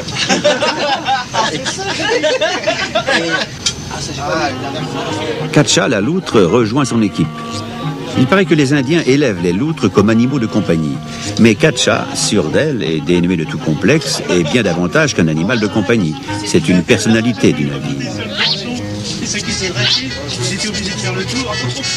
Dédaignant la discussion consacrée à son seul prédateur, le jaguar, Katcha prend congé pour avaler son dîner, une ration quotidienne de 8 livres de poisson.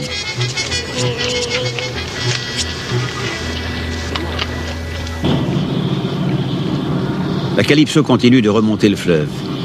Quelques dizaines de milles à peine la séparent encore du rendez-vous prévu avec l'équipe des Andes. Il y a 3 mois, c'étaient les troncs d'arbres déracinés qui menaçaient le navire. Maintenant, à moins d'1 mètre sous sa quille, c'est le risque de se mettre au sec. Les hélices sont stoppées.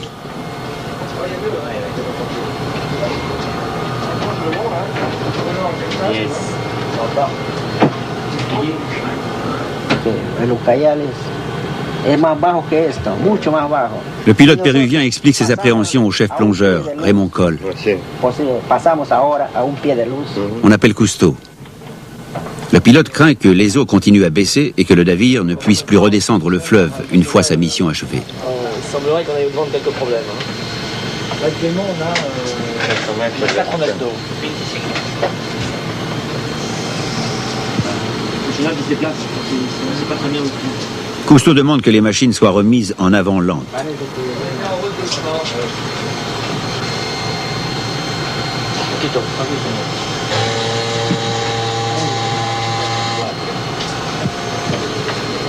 Bon. Les sondages n'incitent guère à l'optimisme. On jette l'ancre. Mouille.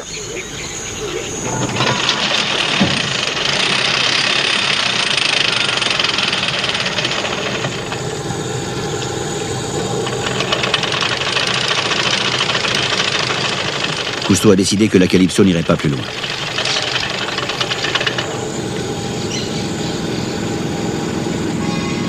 Tout au long de l'expédition, l'Anaconda, notre bateau fluvial de faible tirant d'eau, a pu explorer des chenaux et des rivières interdites à la Calypso. Maintenant, c'est ici qu'on en a besoin.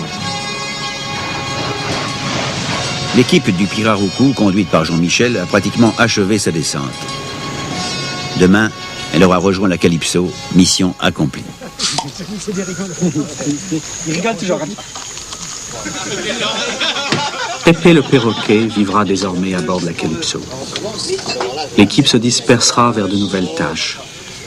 Le radeau sera dégonflé et rangé.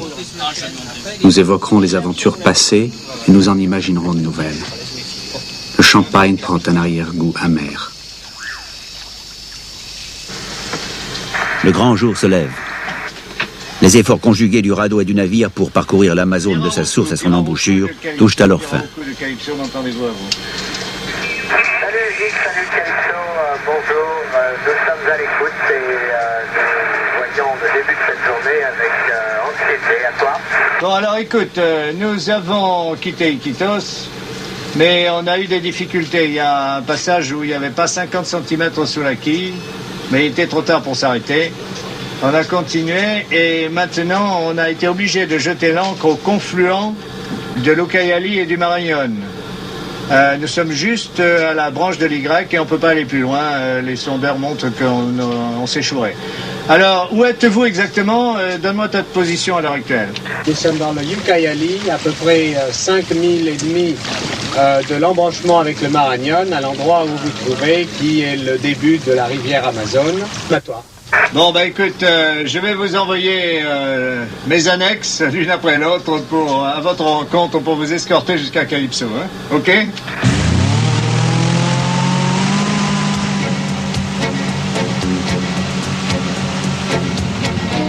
Le hovercraft, l'avion, l'Anaconda, l'hélicoptère, tout ce matériel, tous ces véhicules que Cousteau appelle les annexes, ont accru considérablement le rayon d'action de l'expédition. C'est eux qui, maintenant, vont y mettre le point final. Guy Joas revêt un costume de cérémonie après 5 mois vécus dans les intempéries, sans parler de la promiscuité à bord d'un radeau où s'entassaient comme des sardines jusqu'à 13 personnes, hommes d'équipage ou scientifiques. De la même façon.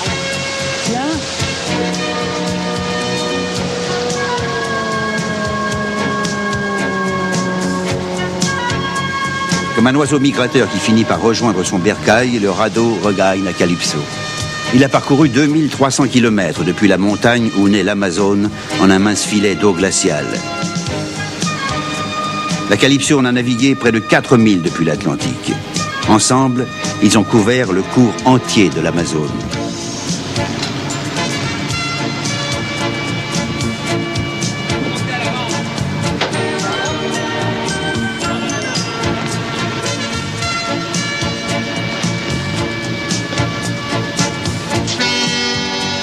Simone Cousteau, que les hommes de la Calypso appellent affectueusement la bergère, monte sur le pont pour assister aux retrouvailles.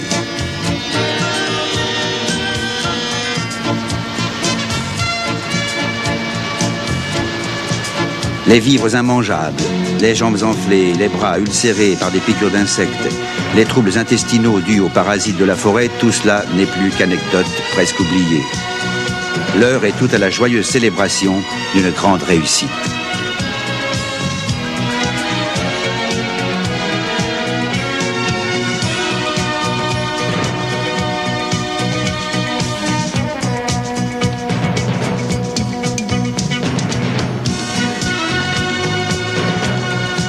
Plus de 1000 échantillons ont été expédiés par avion à des laboratoires du monde entier. Les ordinateurs du bord ont emmagasiné des données de toutes sortes. Des sondes électroniques ont analysé la qualité de l'eau tout au long de la route suivie par la Calypso.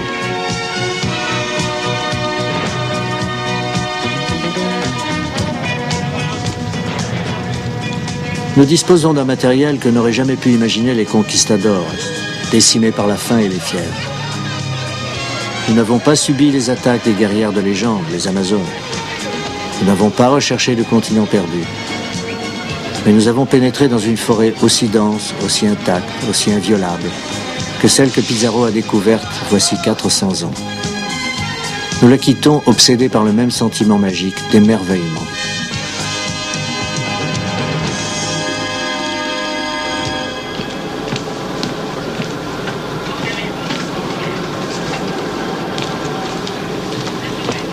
Le temps est venu de prendre congé de Catcha.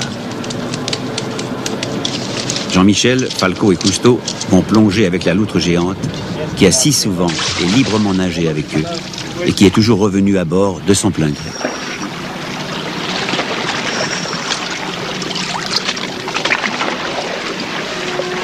Les amis de Catcha se rassemblent pour lui dire adieu.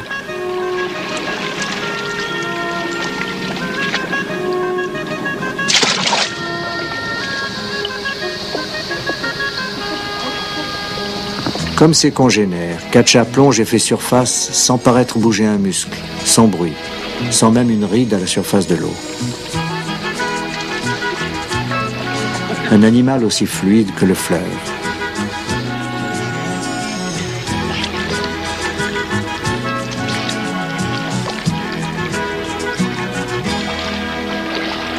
Personne à bord n'a envie de quitter Catcha, mais la garder serait une erreur. C'est une espèce d'eau douce qui ne pourrait supporter ni l'eau salée des mers, ni la diversité des climats qui attendent la Calypso dans ses prochains voyages. Il est également impossible de lui rendre sa liberté.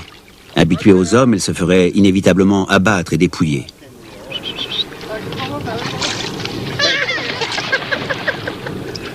Un scientifique brésilien qui vit au bord d'un lac artificiel classé réserve protégée dit que Catcha pourra s'y ébattre en toute sécurité avec lui.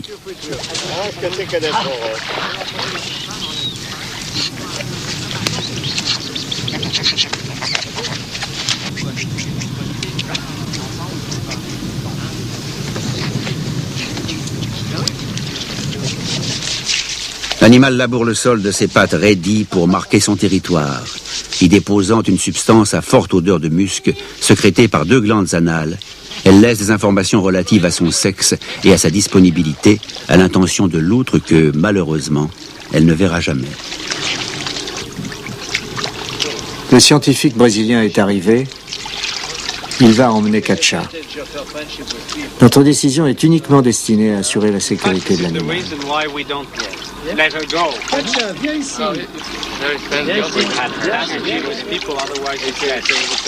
Nous avons vainement cherché à trouver une compagne pour Katcha.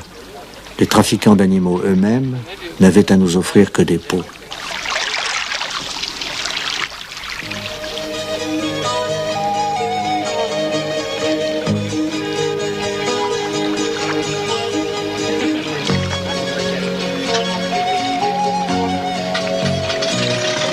Notre adieu à Katcha est peut-être un adieu à son espèce.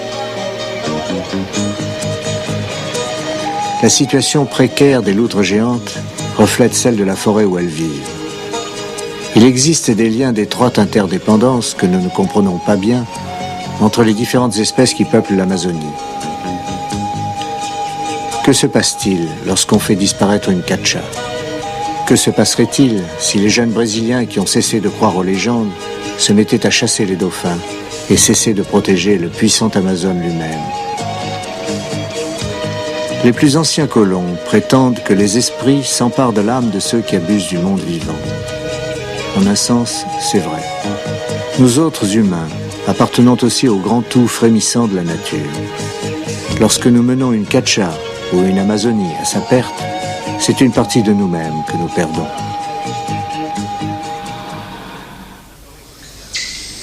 La forêt pluviale amazonienne est le plus grand laboratoire vivant de la Terre. Sous son toit de feuillage, des merveilles inconnues attendent d'être découvertes. Des espèces animales et végétales, de nouveaux médicaments, des fibres, des aliments.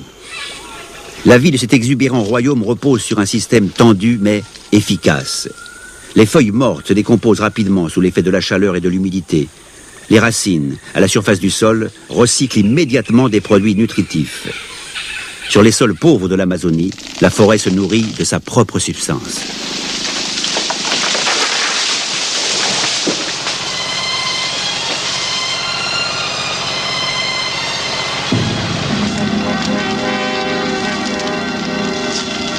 Lorsque l'équipe Cousteau a pénétré à l'intérieur de cette forêt primaire, elle a pu évaluer ce qui se passe lorsque ce cycle vital est brisé, lorsque les arbres sont abattus pour faire place à des cultures éphémères, lorsqu'il ne reste plus aucune semence pour régénérer la forêt, ni aucun animal pour assurer la dissémination des graines. En l'absence d'arbres, le régime des pluies lui-même se modifie, même à l'échelle du globe. La moitié des forêts primaires de notre planète ont aujourd'hui disparu. D'après certains experts, la couverture végétale vierge de l'Amazone pourrait aussi succomber d'ici 50 ans. Depuis que les hommes ont transformé les anciens jardins de Mésopotamie en désert, la prédiction de Chateaubriand n'a cessé de se vérifier. Les forêts précèdent les peuples, les déserts les suivent. L'Amazonie a longtemps imposé sa loi aux humains. Aujourd'hui, ce sont les hommes qui s'efforcent de dompter la forêt en construisant des barrages, en ouvrant des routes, en détournant des rivières. Jusqu'ici, les grands travaux de ce genre, conçus et réalisés avec orgueil et sans prévoyance, avec impatience mais sans sagesse, ont mutilé le Nil et d'autres grandes voies d'eau de la Terre. Nous en avons fait des fleuves du passé. L'Amazone est le fleuve de l'avenir. Que deviendra-t-il? Testament d'une folie sans espoir ou tribut à une sagesse durement acquise?